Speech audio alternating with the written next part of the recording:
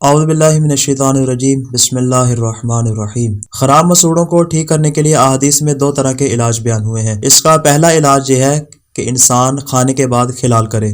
حضرت رسول خدا صلی اللہ علیہ وسلم نے جناب جعفر ابن ابی طالب علیہ السلام کو حکم دیا کہ کھانے کے بعد خلال کریں، اور پھر آپ نے فرمایا کھانے کے بعد خلال کیا کرو، کیونکہ یہ تمہارے مسوڑوں کے لیے دوا کی حیثیت رکھتا ہے اور خلال کرنا تمہارے رزق میں اضافے کا موجب بنتا ہے۔ اس کا دوسرا علاج ہے حجامہ کروانا، اور اس کا حجامہ وہی ہے جو میں نے گزشتہ بیان کیا، تھوڑی کے نچلے حصے کا، اس مقام کا حجامہ کروایا جائے گا، کیونکہ اس حصے کا حجامہ کروانا انسان کو اکثر بیماریوں سے محفوظ رکھتا ہے۔ حجامہ ہر حوالے سے، جس طرح کہ میں نے پہلے بھی بیان کیا، جلدی امراض کے لیے بھی فائدہ مند ہے، اور اس کے علاوہ جو دیگر منہ کی بیماریاں ہیں ان کے لیے بھی حجامہ بہت زیادہ مفید اور کارآمد ہے۔ دعائے خالق دو عالم سے کہ وہ ہمیں ہر قسم کی بیماری سے نجات عطا فرمائے۔ والسلام علیکم ورحمۃ اللہ وبرکاتہ۔